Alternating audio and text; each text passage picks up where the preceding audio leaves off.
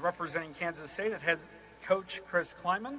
Coach, please begin with your opening statement, then we'll move on to questions from the media. Yeah, good afternoon, everyone. It's great to be back in Dallas for Media Days, and we're excited to get the season started. It's starting much earlier for us and for Coach Campbell at Iowa State. I think our guys have another maybe 10 days of workouts, and then we get rolling and get started. And so vacations are a little bit shorter, but what an opportunity to showcase the Big 12. And I think that's the biggest thing about the Ireland game with the Aer Lingus Classic is for us to be on that center stage representing this great conference with two great institutions playing in a week 0 matchup, and what a great time to have that game. So we're excited about that opportunity, but it's just been a busy summer, and we're excited about getting going. We're thrilled. Thanks for Commissioner Yormark for all your hard work. Thanks to President Linton at K-State, our athletic director Gene Taylor for the support and the great opportunity you give our staff and our student athletes. So we'll open up for questions.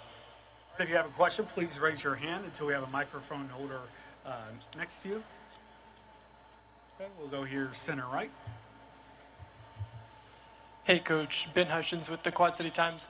I'm wondering, what did you first think when presented with the opportunity to play in Ireland? And specifically, did you have any reservations about moving a home game to a neutral site? Yeah, absolutely. We had reservations about taking a home game out of our community and our economy. But just talking to our athletic director, it just gave our kids an opportunity. There's 10 kids, 5 kids, I don't know how many we have on the roster now, that are going to get a chance to go abroad.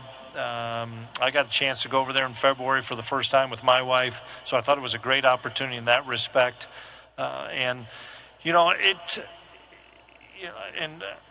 18 months ago, it was, this is the greatest thing. Now it's coming up on us pretty fast. And for our people back at home, all our admin that are putting this trip together, especially Casey Feldkamp, I can't thank those people enough. They're doing the real hard work of the logistics of getting everything organized. We couldn't do it without those people, but it's just a great opportunity for the Big 12. Okay, center right.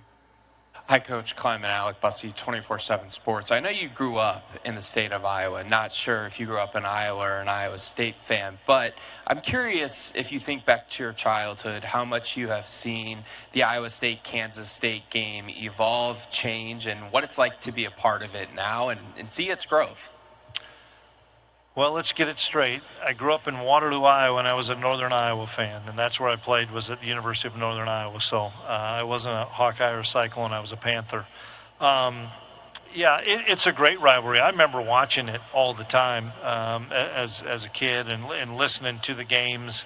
And I'm a college football fan, and I'm a Midwest college football fan. So wherever I've been coaching in the Midwest, if there's a game that has Iowa or Iowa State, I'm probably tuned in just because I've got so many friends that went to those schools. I've got friends on both coaching staffs. And so I know that this is a great rivalry between Iowa State and Kansas State. It has been for an awful long time, and great respect between the two programs. We'll go center left. Coach Drake Toll, Locked On Big 12. Thoughts on it being an unprotected rivalry in the Big 12 and the possibility of linking this game in those protected rivalries moving forward? Yeah, that's above my pay grade. I don't have a clue what's protected and what's not protected, when we play somebody, when we don't play somebody. I think that was probably the unintended consequences with getting as many schools that you have, is the imbalance of scheduling in every league. But I couldn't even tell you.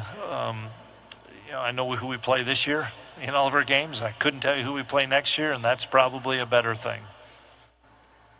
Again, if you have a question, please raise your hand. We'll have a microphone holder come to you.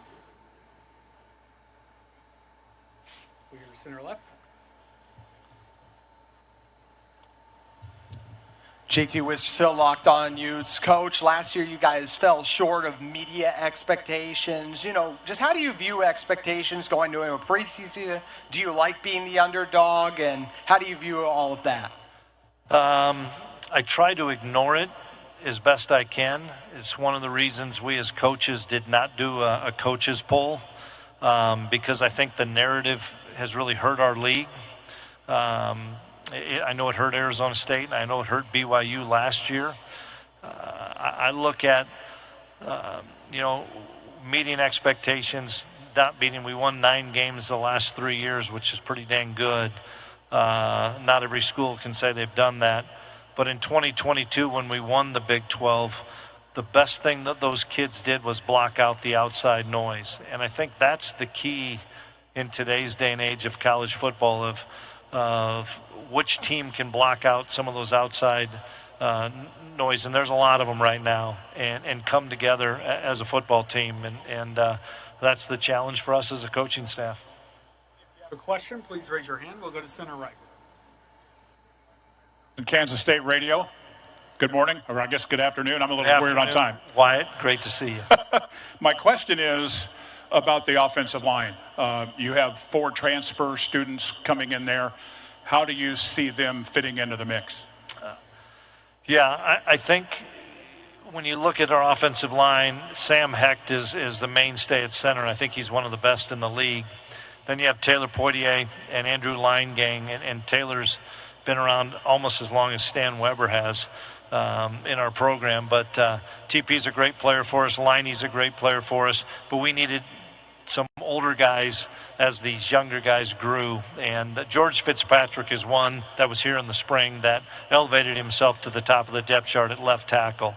The other 3 transfers, we're excited to see this fall and this summer so we can figure out where they fit in and how much they're going to help us, because they're going to help us. And I think we'll play more in the offensive line than we have in the past because we have more depth. I think a name that a lot of people don't know about, you do and Stan does, is John Pastore.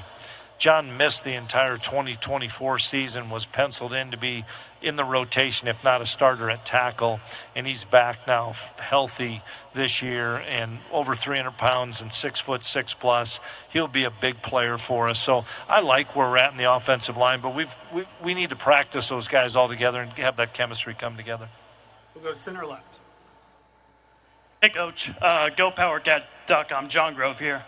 How important is VJ Payne's experience and playmaking ability to stabilizing the back end? And what roles do you foresee emerging players like Donovan McIntosh and Zayshawn Rich? Yeah, great question. VJ is the unquestioned leader back there in the secondary. And VJ's been a 3-year starter for us. He's one of a handful of guys that started in a Big 12 championship at AT&T in 2022. And now has been a 2-year great player for us, and he's coming into his last year, and he's turned into one of our best leaders, which he needs to be. He needs to be more vocal, and I think he'll be a great sounding board for the young kids you talked about, Zayshawn and Donovan. Those 2 kids got a chance to play significant amount in the Rate Bowl, and both played really well. And this game's about confidence and belief, and I think they gained that confidence in themselves, and I know they gained the belief of their teammates, and that's a key thing. If you can gain the belief of your teammates, I'm excited about those young 2. But without a doubt, myself, Coach Klanderman, Coach Malone, we've got a lot of work to do in the secondary because we lost 3 NFL kids back there. If you have a question, please raise your hand. We'll go to front row, center right. Hey, Coach. Nick Hamilton, Nightcast Media. Wanted to ask you just what are some of the steps that you've seen Avery Johnson take as a quarterback as he prepares for this upcoming season? Yeah, I think the biggest thing is how he looks. He's put on probably 17 pounds of lean muscle mass, and he's filled out. He's not a sophomore anymore. He's an upperclassman as a junior. So his body's matured. He's taken everything very seriously in the weight room, in the nutrition, in the recover aspect. So his body's just a lot better. He's carrying a lot more weight, and he's faster. And that's something that we strive and we stress is you can get bigger, stronger, and also be faster, and he's done that. And then I think the other things, people have asked me a lot today, what one area? I think it's collectively in totality what he's going to be better at, and it starts with what he's going to see pre-snap and what he's going to go from pre-snap to post-snap. I think he's ready to take on even more things at the line of scrimmage, and everybody knows he's a terrific athlete in space, but he's also a really good thrower of the football. And I just think all the 13 games of experience he had last year will help him. And then another underrated factor that doesn't probably get brought up enough is he's got Matt Wells. And Matt Wells, I think, is one of the best quarterback coaches in the country. He's a close friend of mine, and we're so fortunate to have Matt stay with us, be the offensive coordinator, and be in that room with Avery, who's calling, and Avery knows Matt's calling the plays. I think that's really going to have a huge impact. We have a question, center right in the back. Hi, Coach. David Howman with Devils in Detail.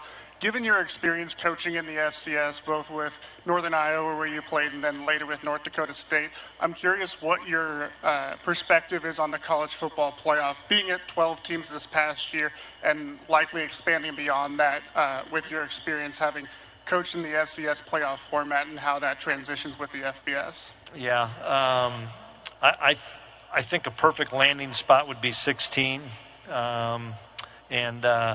how we get to that, I'm not quite sure, but I think it would be 16, and I would eliminate the buys. I think that's something that everybody should play the same amount of games. There was 16 for a while in FCS. It went up to 24, but shoot, you had to win 4 straight weekends, so the best team would truly get to be crowned.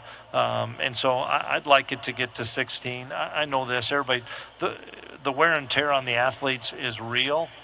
I don't think we help that at all by knocking the roster size down. I don't think that was a good move at all, but that's control what you can control. So that's gonna be a concern when you have fewer players playing that amount of games.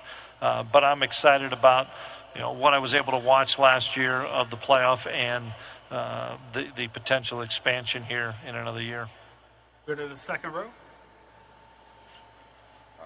Coach Lynn Herring to a State Line Power 5. How you doing today? Good. How are you? Good to see you again. So, over the last couple seasons, Kansas State has been one of the best rushing teams in the Big 12. However, you lost running back DJ Giddens. Can you talk about how the running back room is holding up with Dylan Edwards and the other running backs? Yeah, I'm excited about the running back room. Before DJ Giddens, we had a kid named Deuce Vaughn that a lot of people heard about, and Deuce Vaughn may have been the best college football player I've ever seen. And people said, what are you going to do when you don't have Deuce Vaughn? And all of a sudden, DJ Giddens came on. We have running backs, and Dylan Edwards is a star, and he's a game breaker. And Dylan Edwards is going to be better because of a guy like Joe Jackson. That is another really good, talented running back. And they're both going to be better because of the ability for us to have more playmakers outside at wide receiver. We've always had really good tight ends, and that's no different this year. And then we have some younger players in that running back room that I'm excited to see how they grow. But between Dylan and Joe, they're 2 terrific running backs, and everybody saw Dylan Edwards' ability to be a game breaker in the Rate Bowl, but I think all those guys will be better because we're going to be better around them. Okay, Coach, thank you for your time today, and good luck this season. Appreciate it. Thanks for having me.